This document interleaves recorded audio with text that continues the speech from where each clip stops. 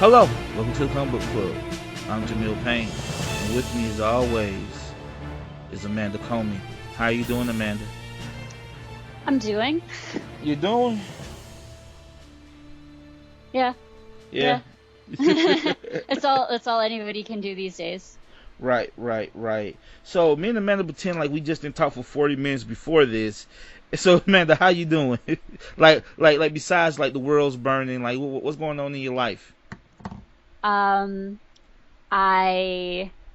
have started making my own granola bars. Man, you need a job. Right? Like I realized that they're pretty much just peanut butter and oatmeal. So I now make my own granola bars. I don't know what to say to that. I think it says a lot without many words. Yeah, definitely. I'm excited for today. It's Watchmen month. We finally get to talk about, in my opinion, the greatest comic book ever written. Everybody's mileage may vary, but you know, just to give, I know we've been talking about this for like the last couple of shows, but like I decided to do this is because you've never read this, only partially it, right? We'll talk about that. Yeah, and like I'm assuming that's because motherfuckers, since you've been reading comics, have told you to read it, so you probably had an adverse effect of like wanting to read it. Like, no, I don't want to read it because like all these dudes keep telling me to read it. We'll talk about it. Yeah, so like I was always planning on doing this, but I purposely waited almost 3 years so you can be comfortable enough so when I said it, you didn't want to jump out of a building. I appreciate that. I need. You're really thoughtful.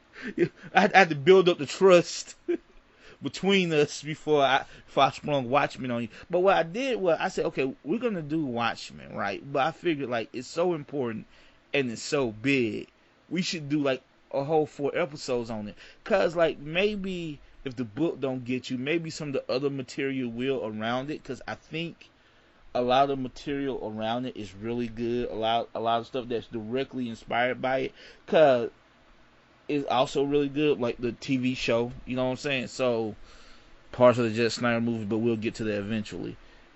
So Amanda, Watchmen is a 1986 comic written by Alan Moore with art by David Gibbons. It ran from September of 1986 to October of 1987. It consists of 12 issues. It is a Hugo winning comic book, graphic novel, if you're fancy. And like, I don't think, was the Eisners around in the 80s, Amanda? I'm thinking it's not. That's why it won the Hugo Award. Like one of the very few like graphic novels to ever do it. The synopsis reads: a comedian dies in New York. Considered the greatest novel in the history of the medium, the Hugo Award-winning story chronicles the fall of grace of a group of superheroes plagued by all too human failings. Along the way, the concept of the superhero is dissected as an unknown assassin stalks the erstwhile heroes. So, Amanda, what did you think of Watchmen? Oh, hold on. I also like to add, this book is so important and so big that it was the only book it was the only comic book on Time's 100 greatest novels of the 20th century.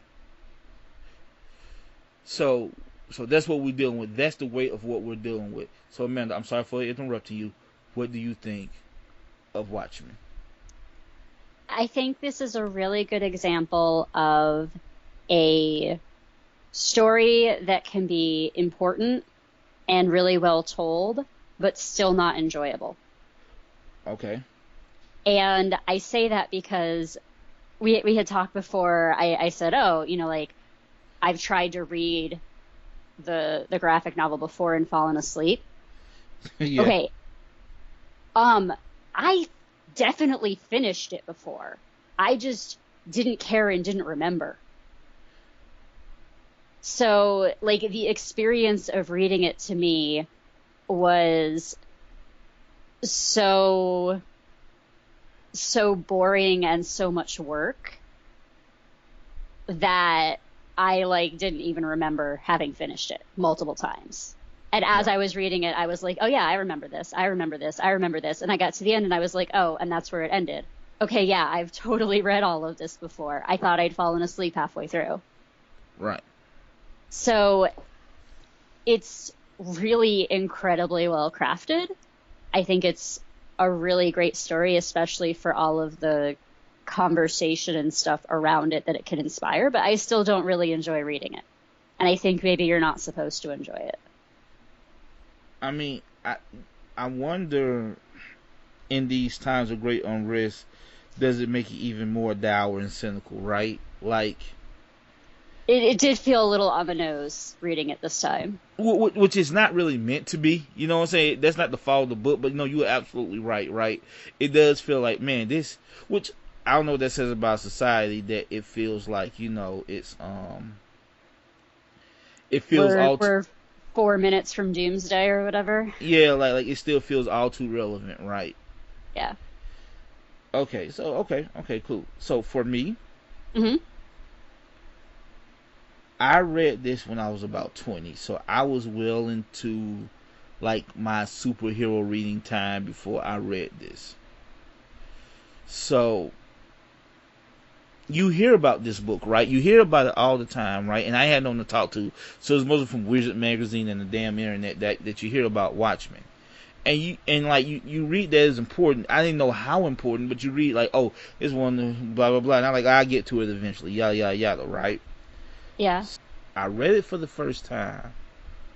I was like, oh, this is amazing. And it was one of those books I pushed off on everybody, right? You know what I'm saying? It's like, hey, you have to read this. This ain't like your Batman, Superman. You gotta read this shit. And I'm not lying to you. No more than I've had to read by this book 6 different times, because everybody I've ever given it to over the years never gives it back. Okay, but do you get books back when you lend other things to people? Because my experience in general is just that when you give somebody a book to borrow, you're not getting it back. Well, I don't know. I don't give out a lot of books, but okay. I know for a fact people keep them because they love. Even people who don't read comic books, like people I've given it to, keep it because they feel like it's important, and they want to pass it off to their friends and their friends, because like it was just so like, you gotta understand, at 20 years old, I really ain't read much that was necessary. Well, I guess you could say everything is inspired by Watchmen. I think the whole like extreme cynical movement of the 90s is kind of inspired by Watchmen in a weird roundabout way, because everybody wanted to be the next Watchmen without knowing how to do it, right? But like, I haven't read a lot of Warren Ellis or a lot of other Alan Moore stuff, or a lot of Grant Morrison stuff at that point, right? So this was my quote unquote real first adult comic book in a lot of ways, with the exception of like, Dark Knight Returns and Kingdom Come. But even that's about superheroes, right?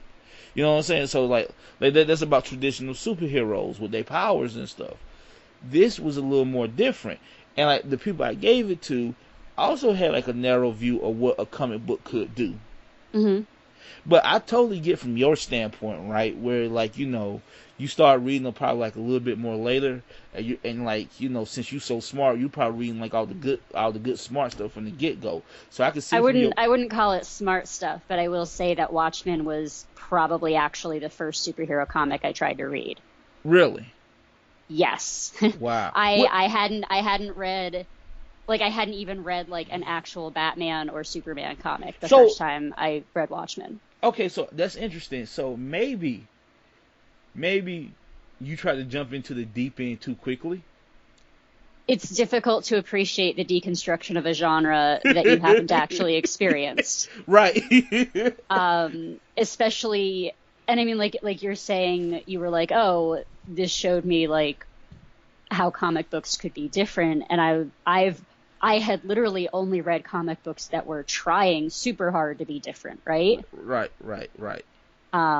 So ideas and storytelling techniques and just that whole paradigm shift. Like, I appreciate that it brought all of those things around, but the reading order definitely matters. Right. Like maybe this shouldn't be baby's first comic book. No, I think you should definitely have read some superhero comics before you read Watchmen. Right, especially when you get to the end. But I guess we'll talk about that. Like Amanda, you know what? I've have notes and stuff, but I don't even know how to like going. I feel like going issue to issue would take too long, but like I don't really even know how to talk about this comic. We gave like our initial feel. Okay, so let's do it this way. Let's do character specific, right? Yeah, that's good. All right, so I guess we should start at the very top, and it's not Dr. Manhattan. What do you think of Rorschach? I try not to. Oh wow. Okay. I mean, like Rorschach is frustrating. He's someone who's attempting to apply a black and white morality to a world that definitely isn't. Right. And thinks that he's better because he's trying to do that. He's insufferable. He's like the personification of Reddit. Right. That's Rorschach.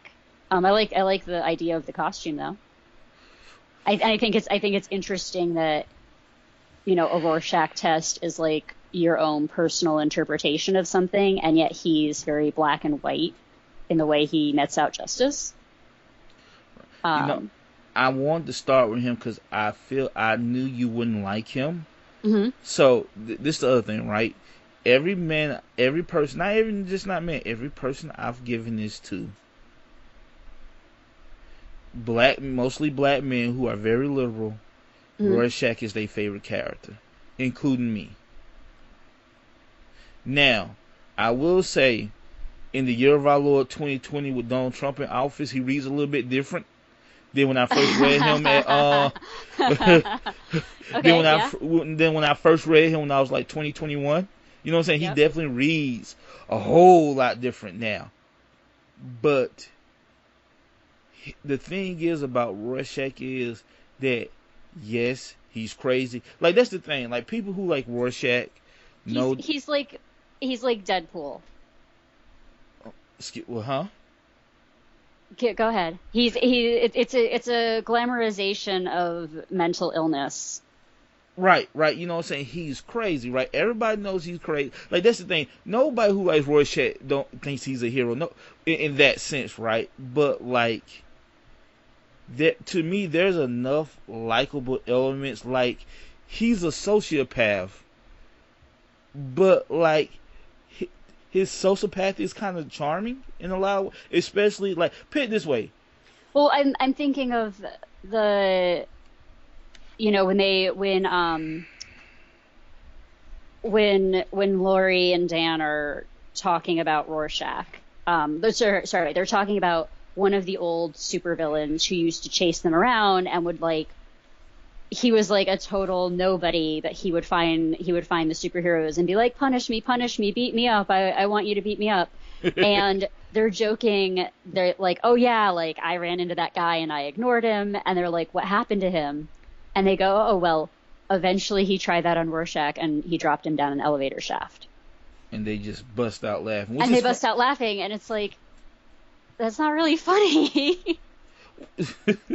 Well, look, it's not funny. It's not supposed to be funny, but it's funny. Number one, I like how they talk about Rorschach, despite him being like a crazy deranged person. There is this weird fraternity to all of them. Like, there's a familiarity that on how they talk about each other. You know what I'm saying? Yeah. Like, it's just like, oh, that weird guy. It's like, oh yeah, Rorschach dropped him down the elevator shaft. But no, it's like, just, I don't know, it's something about Rorschach that people are drawn to, despite that he's nuts. Because I think deep down in a lot of us, they want everything to be black and white. And I think Yeah. Rorschach, I think people are jealous that Rorschach can look at the world like that, right? Because here's the thing, like he's a kook, right? Mm-hmm. But he only hurts bad people. So so for a lot of us, it's kind of hard to like, you know, to root too much against him, despite some of his right leaning, black and white, crazy, kooky ideas. Then in the end, he does end up being right? You know what I'm saying? And like at the end, right? Because like, we all over the place. When he was like, no compromise, even in the face of Armageddon. I think people resonate with that. Like despite him being crazy, right? Like despite him being like a psycho, I think people appreciate that moral like center, no matter how like haphazard it may be or problematic that it may be. Like Ozymandias kills 3 million people, right? And everybody like, yeah, we should keep this a secret. He should not suffer for his crime. And like you go through this comic and you meet all these people, and you read the comic like, what the fuck are they introducing us to all these people? It's because when they die, right? It's like, oh fuck, those were people. They're just not nameless faces. Like we knew the psychiatrist and his wife. You know what I'm saying? We knew the lesbian and her girlfriend, Joey. I think that was her name. Of course the newsstand guy and the kid. We knew them, right? Yeah. Nobody's going to speak for them, but Rorschach. Right. Like again, I'm not justifying the way he is. You know what I'm saying? But no, I agree. There's definitely something appealing about him. A little wish fulfillment-y, like, Rorschach represents the part of us that wishes we could, like, flip our boss off and then turn over a table on the way out and, like, be right instead of happy. But, like, ain't that what you did? No, I'm just playing. I'm just playing. Go ahead. Right. So, like, I definitely see, like, how elements of his character are appealing, but, like, I didn't like him. Oh no, that's fine. Like I think that is a valid reading. That is a valid reading. But I do think there's something. Or then he ends up being right. I mean, I think maybe it's that I saw like some of my wish fulfillment reflected in him, but saw how bad it was and didn't want to see that. And like I do like that moment he has with the landlord lady. Mm-hmm. When he calls her a whore, and she like, please don't, not in front of children, they don't know. And he looks at the children and realize, he just perpetuated what kind of happened to him. Yeah. And he just leaves. You know what I'm saying? Like there's I don't know, like I said, I think they make, like, especially when they start diving into, did you read all the inessential stuff by any chance? I think that's the hardest stuff to read, is all the stuff after the chapter that they put in, like the under Red Hood stuff and the like psychiatrist notes. Did you read any of that stuff? Yeah, of course I read all of it. Okay. Like that's actually one of my complaints, is that this book reads much better episodically because you have to stop and read 3 or 4 pages of prose. Right. And like the prose is, because it's taking the form of various like magazine articles or whatever. It's like not even good prose. On purpose too, like is right, like, right. That's what I mean. Is it's like, oh, you're reading a really awesome comic, and then you have to stop and read 4 pages of shitty prose because it's pretending to be a bad magazine article. Right. And like, but yeah, so like I think there's a lot of sympathy in like the way he grew up, and I think people identify with that. But you're right. He is a psycho. He is like, he has many problems. So it's completely fine. But yeah. I think Rorschach of all the characters is the breakout character. Before we go any farther, do you know the story behind this comic? I guess not. So, the original plan was to use, like, DC had just bought Charleston Comics, mm-hmm. and the original plan was to use the Charleston comic characters for this story. Okay. And these, and like, I guess they got deep into the script, or like, if not deep into the script, like far enough in the visualizing stage of the story that like they couldn't change it. So what they did was they took away the Charleston characters. So every character in this comic book Mm-hmm.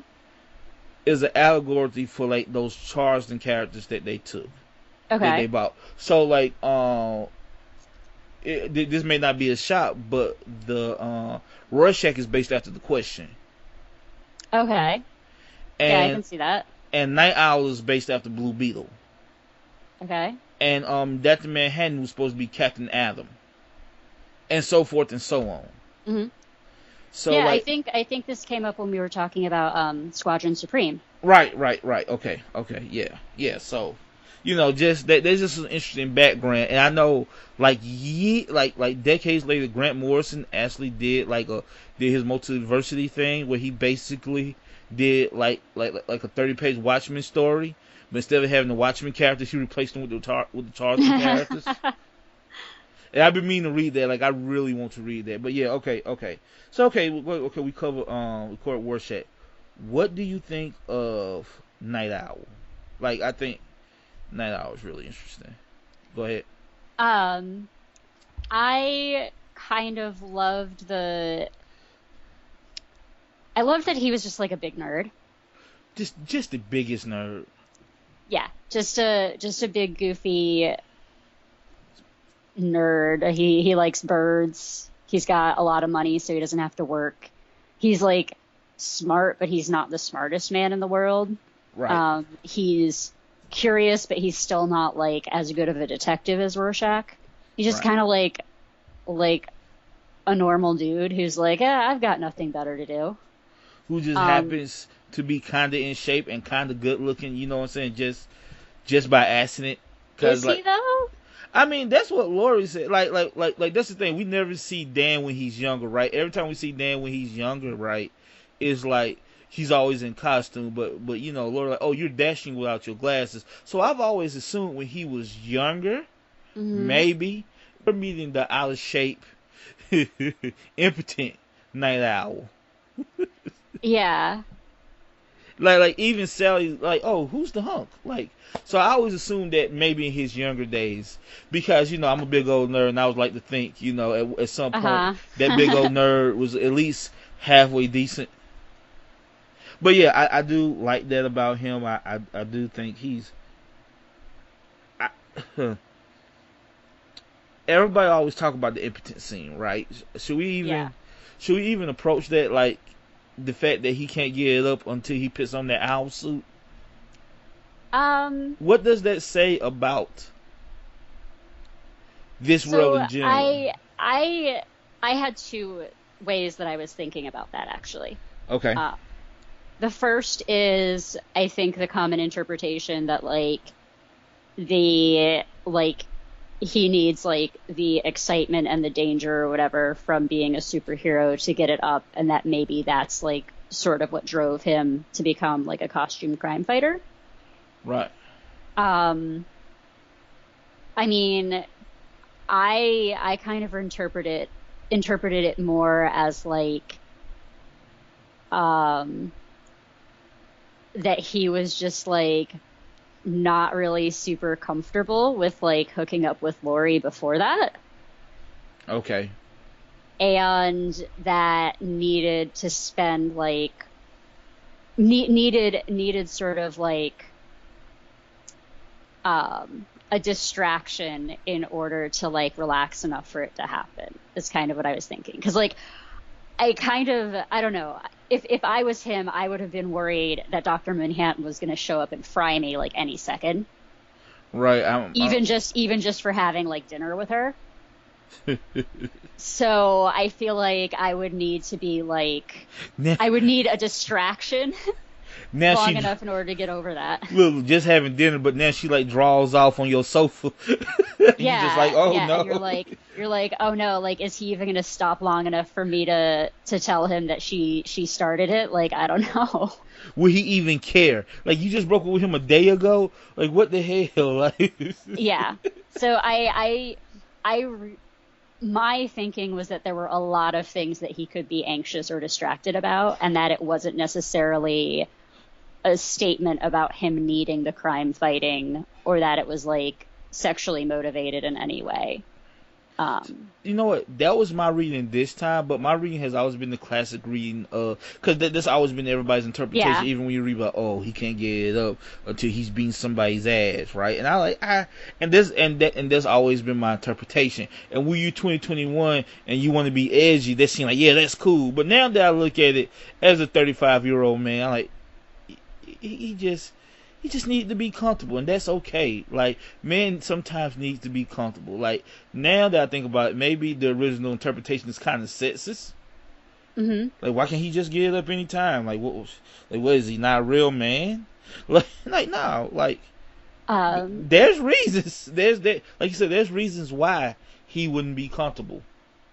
I will add though that we do get a comment from Sally, right, Laurie's mom. Yeah. Saying and this is in the back matter for one of them, in one of her interviews, someone actually asked her in the interview, like, oh, was it like a sex thing for you guys?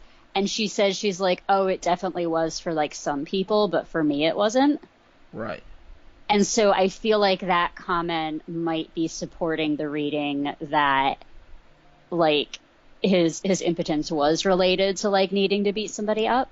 But one of the great things about this book is that because of the storytelling style, like, not everything is laid out for you explicitly like that. So you can have both readings at the same time.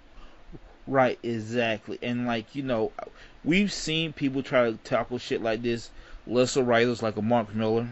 You know what I'm saying? Like, I think about as cynical as this book is, right?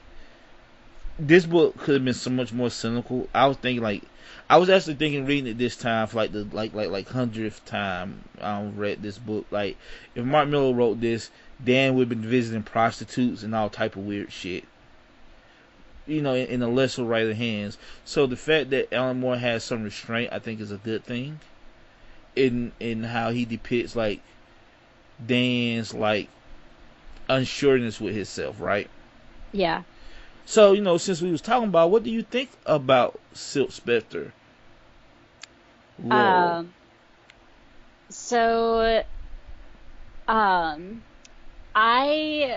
mostly felt bad for Laurie. Right.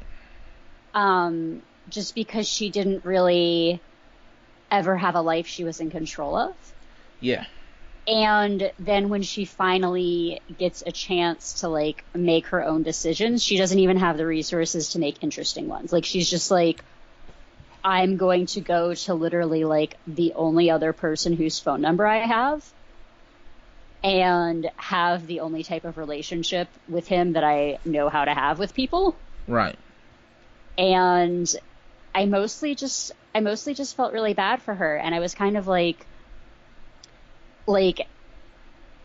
that is like when we complain about depictions of women in comics or other media, like that's kind of the complaint, is that like they don't get to do anything, they don't get to make any decisions.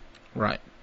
But I thought this was laid out like she was that type of a character, but you got to see like the tragedy of it. Like, you got to be like, oh, like this is why this is why you need more female characters, is because usually this is what they're like. And you get to see how sad it is because you get to see it from her point of view. So let me ask you, do you think that's on purpose, or you think this was just the signs of the times on how female characters are written? I am going to say that I think Alan Moore was trying to make a statement about how women are depicted. Okay. I think that he was doing that a little bit on purpose, at least. Okay. But I also think he may have just gotten lucky. Okay. That's so I'll say I'll give him like half credit. Right. I really like Sally. You know what I'm saying? Yeah. not Sally. Well, yeah, I like Sally. Actually, I like Sally a lot. But like I like Laurel. I really I do like Laurel. Like I think she can come off annoying and whiny, but maybe that's just because of all. She's kind of like put upon, like you said. You know what I'm saying? So I feel like I would be annoying and whiny in those situations too. Yeah. Just getting pulled around by your blue naked boyfriend everywhere. Mars and all that shit. Like I may not be so friendly also, but yeah, I really do like Silk Spectre in the story. I like all these characters, so I shouldn't say that, but like I do think hers is interesting as the really only a two like female protagonists, but the main one. Her mother I guess we should talk about Sally, right? And like certain revelations. Now, what I appreciate about this book is we had this revelation that the comedian is Laurel's father, right? Yeah. And that union comes from consensual sex, but at some point the comedian did try to rape Sally, right? And busted her face up and cracked her ribs. What I appreciate about this is because and like what I think why is it so like in my opinion emotionally intelligent and something they would never do today in comics. I don't give a fuck how hardcore that comic is. It shows you how fucking messy human beings are. Yeah. Like you know what I'm saying? Like it just like this all I have to say about that, right? You know what I'm saying? Like there was like it shows how messy, how contradictory, how just like fucked up humans are for real, right? Like you know, I know some people are like, well, how could she ever have sex with her rapist? And like that's a valid thing, but like humans are weird like that. Not saying it's right, but Well, like and I keep going, keep going. no. I'm not saying that it's right. I'm not saying that it's not like fucked up. But like, there's something true about that I can't quite put my finger on. Like that feel like something that might happen, and I appreciate him. I don't appreciate him like depicting attempted rape, but I appreciate him showing that like these people are just human, are normal. Yeah. Sorry, do you have anything to add to that, Amanda? See, I'm trying to dance around this and not get in trouble. I don't want no one to think I'm promoting rape or nothing. Well, okay, so I think what I appreciated was that, like, we've been saying that sex and consent can have like a lot of nuance, and I feel like what we're seeing here is that what Sally was saying to the comedian was like she was into him, she just didn't want to have sex with him right then, right? Like who would? Like they were just having a meeting like 5 minutes ago and she's just changing before they go out for dinner. Like who has time? Right? Like what was he thinking? So if he was somebody that she had feelings for already, I mean, I can imagine conversations and apologies that happened off screen. Like I can almost, I can see it being messy and long and complicated and real. Right.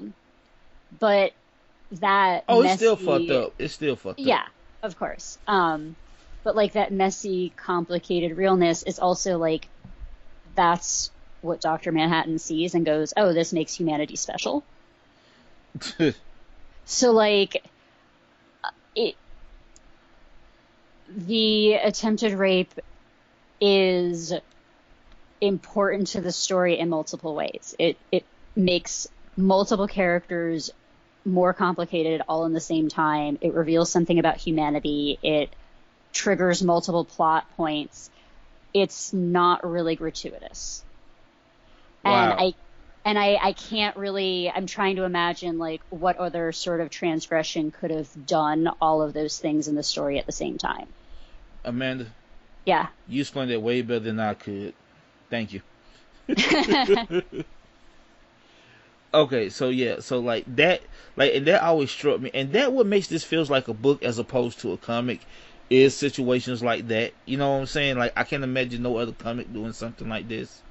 Hmm. Like especially back then, you know what I'm saying? So I think that what kind of makes it a like a special book because of like these messy situations.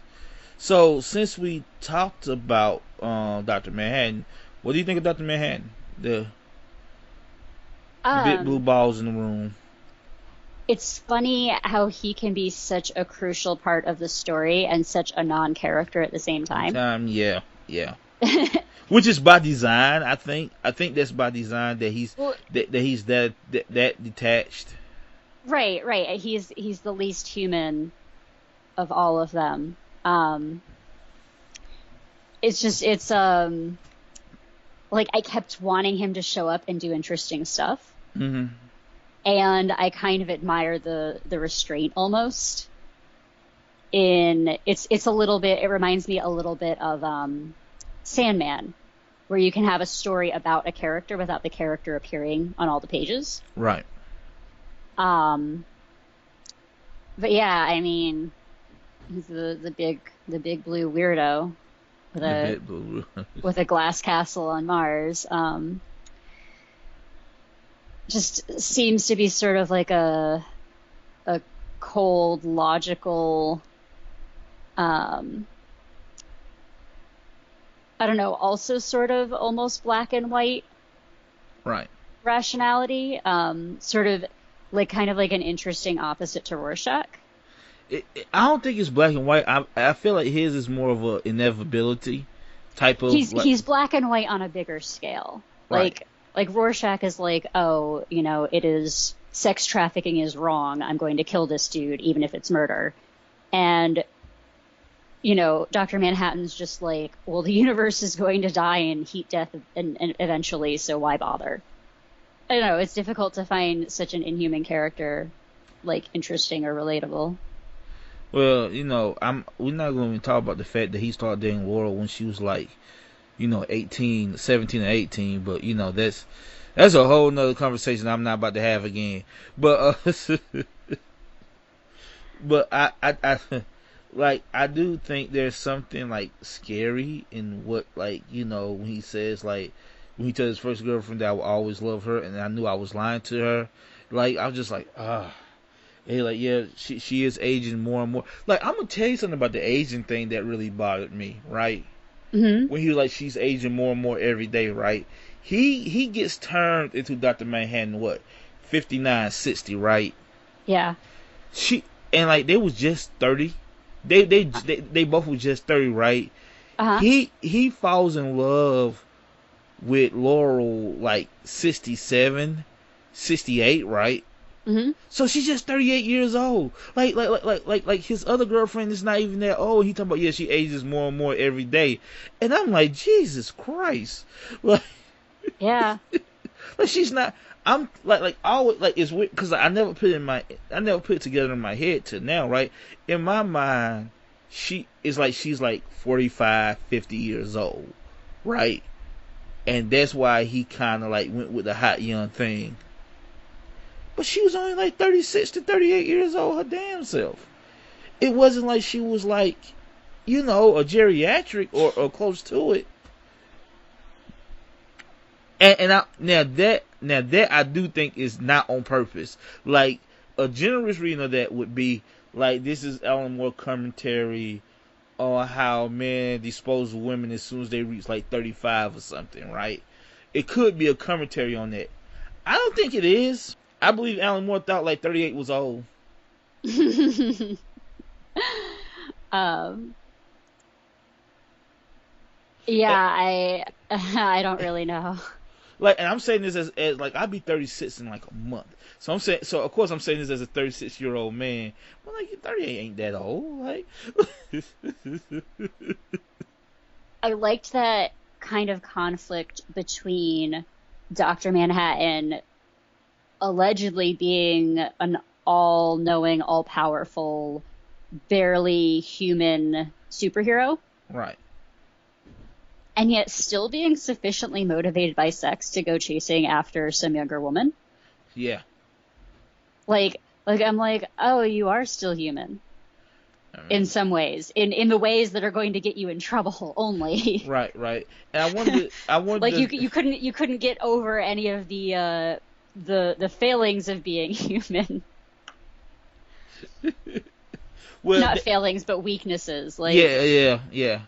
Like, you know what? I did think about that too. My thing is, I don't know what Laura sees in him. Like, I get it that, like, yeah, he's in shape, but there's nothing sexually attractive about Dr. Manhattan.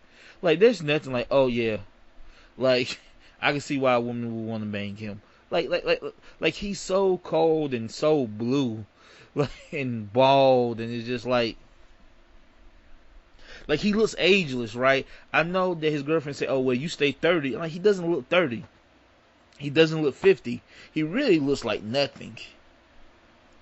yeah. If that make any sense, you know what I'm saying? But yeah, just like, yeah, he's motivated by sex. See, I told you, man, that no matter what, men, how men are, even when you have omnipotency, you still controlled by your dick. How do you like the whole aspect on how he see time as it happening all at once? I mean, I thought that was interesting. And then Right. I thought to myself, that probably leads to some plot holes. And then I thought to myself, well, it's really convenient that he's been characterized as not giving a fuck, so the plot holes don't matter. Good. Right. Good point. So I was like, yes, Alan Moore, very clever. Right then, like, he's oh yeah, the tachyons was messing with how he sees the future. That's why he didn't know certain things. Yeah. Yes, very clever. Okay, who do we have left? The comedian. I think that'd be like the last big person. Well, I guess we got to cover Ozymandias, but the comedian. What do you think of the comedian in this story? Um, I thought it was interesting, because like we kind of have, what we've got in this book is we've got some characters that we meet who we're sympathetic to, and then as we learn more about them, we like them less. Right. And the comedian was the opposite, almost. Yeah. It was sort of like we get some bad news about him earlier on, and then a more nuanced view as we keep going. And so I thought it was really interesting to see like which direction is worse. Like when we get to the end, like which characters did I end up hating the most? Right? Was it like did first impressions linger, or like, so like I thought that direction in characterizing him was interesting. I mean, ultimately he's a jerk. No, Amanda. He's a fucking monster. He's a doo-doo head. Yes, he's a dude. bad guy. Yes, he is. But I find him really interesting, right? He almost like the Joker in a lot of ways, like, which, he is the comedian, right? And Yeah. like I said, I do find it interesting that, like, he knows Laura is his daughter, and like I do like that, like you have this, like you have one reading, right? If you didn't know, you have one reading when he talks to Laura outside the whole crime busters thing. Like, oh no, he's gonna try to like rape her just like he did his mother. Then when you find out the new information that no, that's his daughter, that scene reads completely different. Yeah. Yeah. So like I do like that, but even with that knowledge, if you read it, it still feel like it's kind of rapey. Like even though we know it's not, Well, I mean, that's the thing, is he's shown to be a sick enough guy that maybe he doesn't care. Right. Like maybe he would rape his own daughter. If there's any character in that book I would accuse of that, it would be the comedian. Right. Yeah. So that's, yeah. Wow. Like that's just the thing, is like somehow with the way these characters are networked together, like you can read that scene and simultaneously feel relief and feel like it's even worse. Right. No. You're absolutely right. I never considered that. I never. That's why you're my co-host. But yeah. So yeah, the comedian is very interesting. Like the whole thing in Vietnam, and like he spouts some wisdom too. Like Dr. Manhattan, like he losing touch with humanity. You could have stopped. It's almost like he wanted to be stopped, right? You know what I'm saying? And the fact that Dr. Manhattan didn't stop him, just made his worldview. This made the comedian worldview even more cynical. Like you could have stopped me. Why didn't you? Yeah. No, I mean, I think part of the comedian's arc, my reading of it, is that he did start to feel some accumulated guilt about all of the things that he'd done, and that he was kind of trying to give people excuses to kill him. Right. And they kept not doing it. And he was like, that is one of the jokes of life, is that like I can become an actual monster and commit an unspeakable crime in front of the most powerful man on the planet, and like he still won't stop me. What the hell? And all his atrocities are awarded, right? You know what I'm saying? He know he's doing wrong, but like he just keep failing up, not failing, but you know what I'm saying? Like the more terrible shit he does, the more accolades he get. He meets the president, he meets this person. He may or may not killed Hooded Justice. He may or may not have killed Kennedy. He may not have been the guy on the grassy knoll. You know what I'm saying? But he's always rewarded for all these things. Yeah. Yeah, so, okay. I guess that just leaves Ozymandias, right? So did you know he was the bad guy when you first seen him? I mean, I was suspicious of him. Right. But I feel like also for this specific reading, I'm like reading it and I'm like, huh. Like, I kind of remember it. So I was definitely suspicious. But so much is made of like, I almost want to say the thing that was most suspicious about him was how little attention he got early on. And like I was like, why do we even have this guy if he's like not going to hang out with the other kids? Okay. And I was just like, I feel like that was more of the giveaway for me than anything about the actual character. Right. What about you? I don't know. Like I've read this so many times, right? So like so like I can't remember I don't think I knew the first time. I don't think like I think what threw me off, if I can remember, I think what threw me off was like the assassination attempt, right? I think like if you're not smart enough reader, because clearly I wasn't smart enough, that can easily throw you off.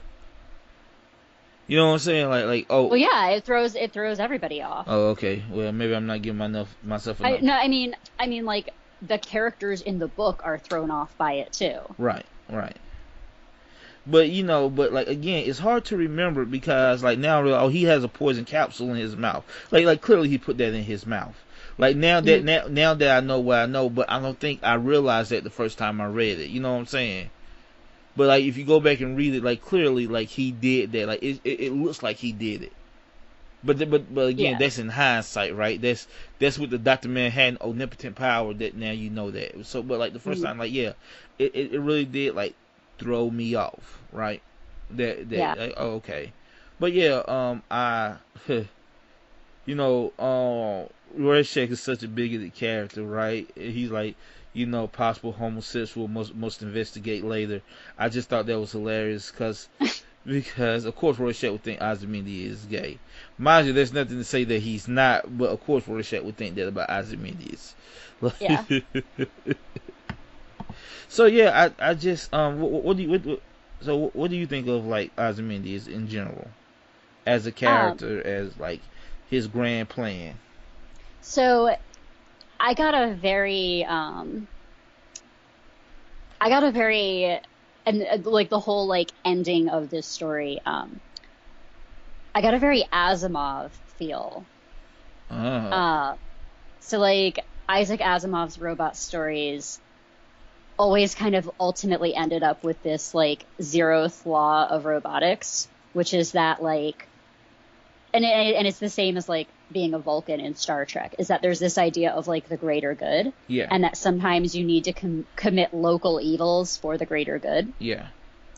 And I just got so much of a like this guy is Spock, this guy is a robot, this guy is very much a slight perversion of like the ideals of like the 60s. So I mean, I wouldn't want to hang out with him as a character, but I think he was actually my favorite character for sort of like kind of like representing that first epic of sci-fi. Okay. And being sort of like the sort of hero, like he's essentially like Captain Kirk, right? Like he's the smartest, he's the handsomest, he's in charge, he's going to save humanity, he's making all the decisions. Like he's like representing like that humanist view. Like he doesn't have superpowers, he's just a Superman. And just like Kirk, he break rules, like just leave all type of shit in his wake, because that's the Kirk way. Yeah. I mean, a less generous reading would be to say that he's sort of like a holdover Nazi, that he's sort of like the Aryan ideal. Yeah. Yeah, that is I can see that. That's kind of made clear in the movie a little bit, but like we'll get to that next week. But so what do you think of the big moment, right? Like the moment everybody always talk about is like, I did it 35 minutes ago. Mm-hmm. What do you think about that moment? I've always thought, even now, I think that's just a brilliant moment. It reminds me a bit of Game of Thrones, or Game of Thrones reminds me a bit of that. Is like Game of Thrones tells you up front that, look, this is not like a regular fantasy story. This is not going to go the way you go. But you read and you forget it. Then some shit happens in Game of Thrones, like, oh, fuck. And you're upset and you're mad. But like what they did tell us from the get-go, that this is not like, you know what I'm saying? This is not like your regular fantasy story. I feel this way about this moment, right? Like everything about this book is telling you, like, this is not your regular like superhero comic. Don't look for it to be. But then but then like the last couple of issues, you get caught up in the superhero-ness of it all. Like Rorschach and Dan Night Owl going there to save the day. On their little snow segways. Oh my God! His snow. They're little nerdy snow scooters. Oh, and his snow owl suit is so adorable. But like, yeah, you know, they're going to save the day, and Dr. Manhattan has decided that he's going to intervene. It's like, okay, all the heroes about to come together and stop Ozymandias. That's what, and like you get caught up in it. You get caught up in the superhero-ness of it all. Yep. Then he drops it on you. Like he even explains everything, and the whole time you think, okay, yeah, they're gonna stop him. Because like you've been conditioned over pop culture, not just comic book, over pop cultures, of the evil guy explaining his plan to you and the audience, and then the hero stop him. You have been conditioned for that, and even though this comic has told you, don't think shit gonna go the way you think it's gonna go, you still get caught on all this knowledge and all and of everything you know about pop culture, and then when they flip it on you, you like, oh shit, it already happened. It's fucking brilliant, in my opinion. Well, it's funny when you said the big moment. I had another big moment in mind, but Okay. I know what you mean. That was definitely like, and I think we talked about this a little bit with the Squadron Supreme Kingdom Come readings that we did like last year, was that it feels like this was finally, you know, comic book fans sit around and they talk shit about like, oh, like, why do the villains always do this? Why do the superheroes never just do this? Blah, blah, blah. And somebody was like, cool, we're going to put that in a book. Like, we always complain, like, why do the villains monologue? Why doesn't the good guy just punch him while he starts talking about his plan? Well, they did try. He just kept beating their ass, but yeah. but it's just like it just feels so true when it finally happens. Like you read it and like yeah, it's shocking, but it's also like yeah, of course. And it ends on that, right? It ends on that scene, like that. Like issue 11 ends on that particular scene, and it's just like, well, shit. And I think, in my opinion, that's where like Watchmen goes from a good comic to a great comic. Is that moment? Yeah, it definitely feels engineered backwards from that point almost. Yeah, yeah, it does. It does. It felt like he came up with that ending first. So, what bit moment were you talking about, Amanda? Um, so I was talking about the moment when the sailor realizes that the pirates weren't coming for his family; they were waiting for him to descend into evil and madness and join them. Ah, okay. I wasn't expecting that. So, Because the comic within the comic is my favorite part of Watchmen. I have to admit, it's my least favorite part, and has always been. Like, it seems so self indulgent. Like, like I Well, see, I'm a huge fan of like I'm a huge fan of Alan Moore's Swamp Thing, right. and that story within the story just felt like one of the smaller like horror stories from Swamp Thing, and I was like, no, no, no, no, like I want to read the weird pirate story.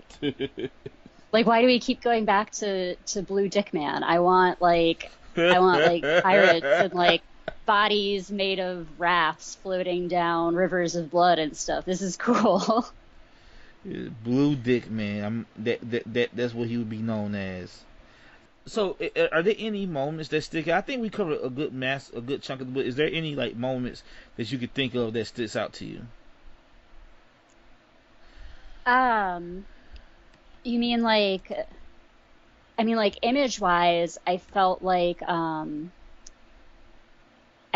the funeral was I mean like plot wise, it was a little bit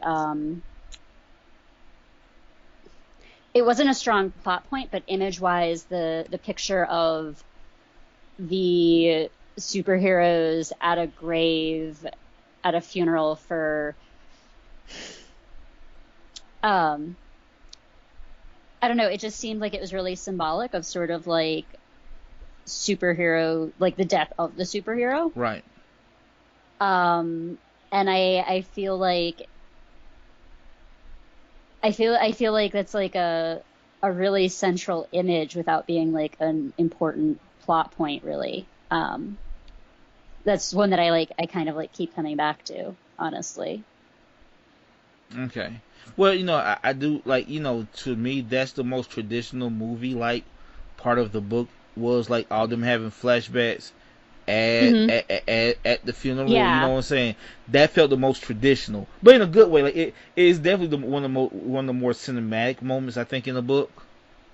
Hmm. Yeah. So Yeah, like I definitely, by following that sort of cinematic pattern, I definitely, my brain filled in a lot of background for me. And like I felt really engaged at that point. right, right, Uh, right. more so because we talked about the characters aren't necessarily likable, even if they're relatable. Yeah.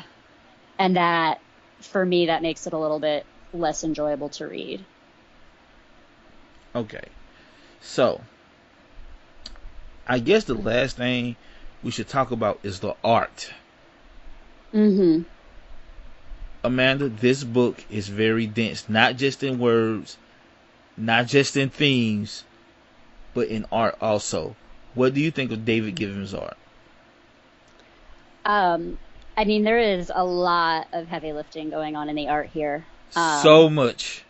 You remember we talked about this with Mr. Miracle a couple of weeks ago, and how you like the 9 panel thing. I'm like, well, that's kind of like Watchmen.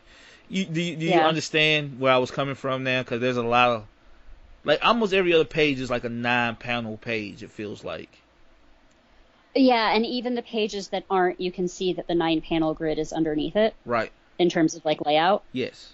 Um, I mean, I think that having the consistent proportions,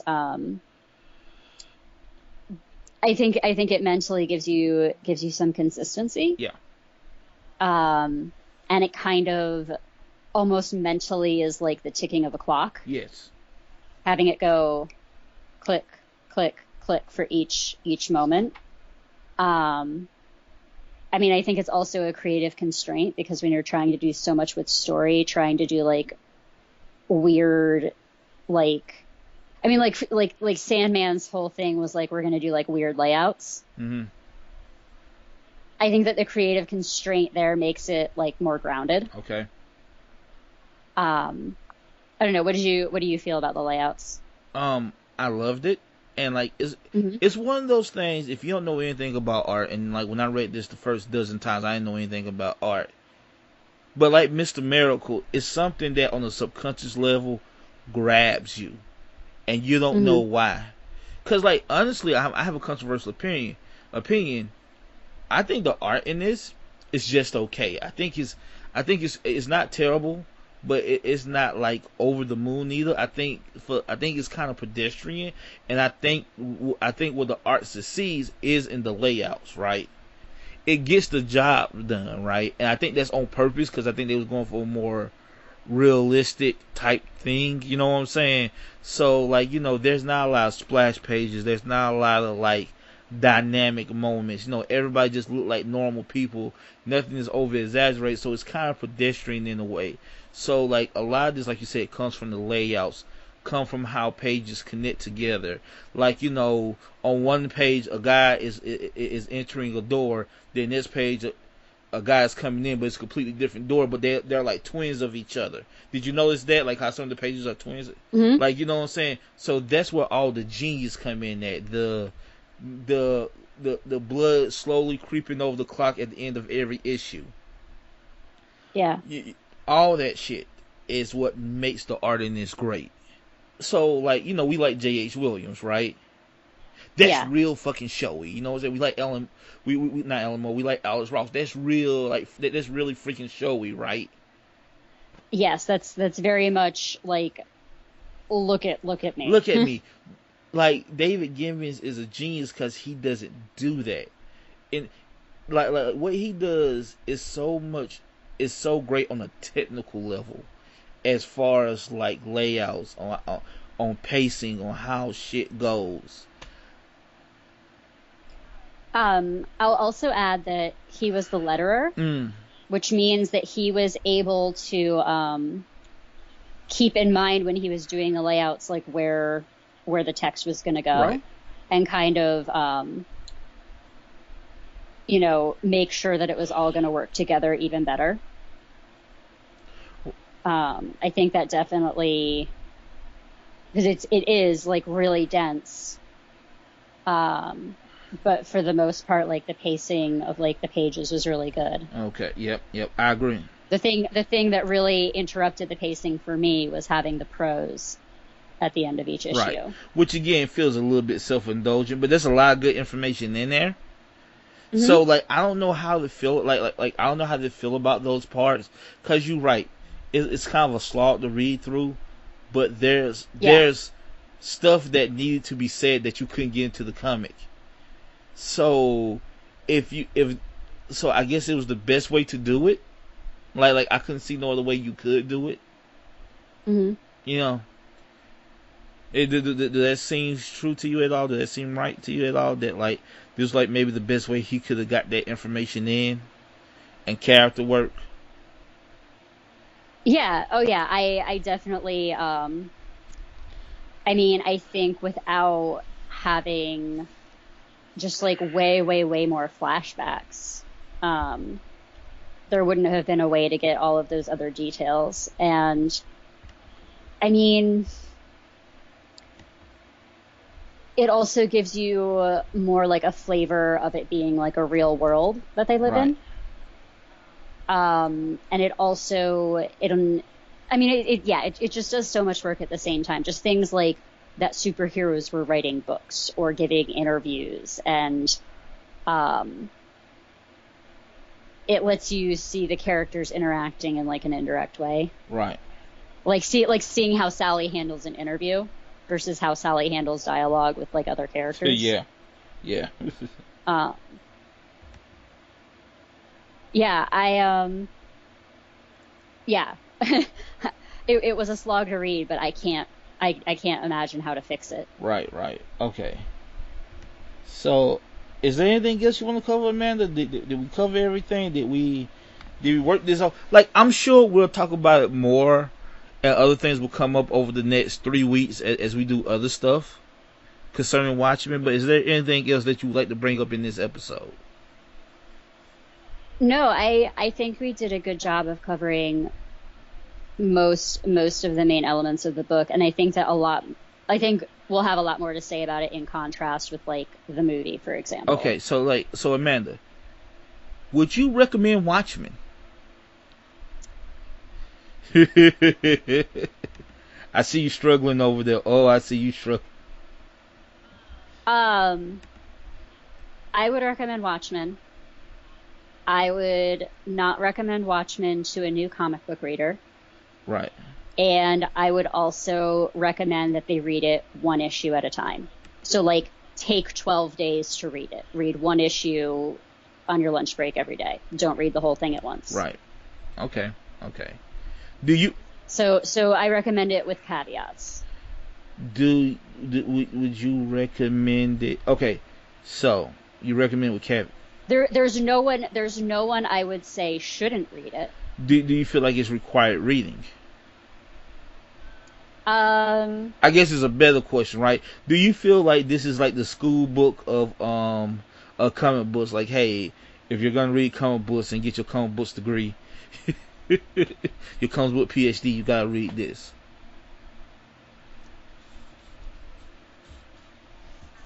I think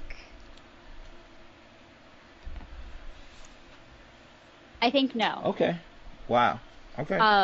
Well, because the comparison I'm going to make is like have you read Princess of Mars? Like, have you read Edgar Rice Burroughs? Well, you know I have. I've read Princess. Yeah. Right. Okay. Yeah, for the most part, I get what you're saying. But like, you can be a Star Wars fan without having read that. You can be the best Star Wars fan without having read it. So I think that Watchmen is so integrated into the culture of comics that you will know most of the you will appreciate all of its influences without having seen them all in one place in the original. Okay. So I think it's so permeated the entire genre.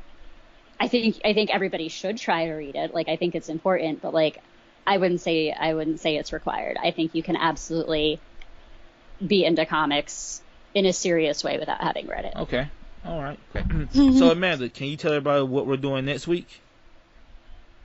So next week we're gonna talk about the Zack Snyder movie. Ooh, the Snyder Cut, but not the Snyder Cut. I can't wait. Oh man, this is that's gonna be interesting because we're gonna talk about adaptation and how successful adaptations is and how accurate it maybe is too accurate. Yeah, that's gonna be interesting. Amanda, this has been fun. I'm glad we finally got to talk about this. Yeah, me too. So, if they want to talk, if people want to talk to us about their deep psychological sexual issues, where could they reach us at? Hold on. I gotta do that again. So, Amanda, if people want to talk to us about why they can't get it up unless they punching somebody's face in, where can they reach us?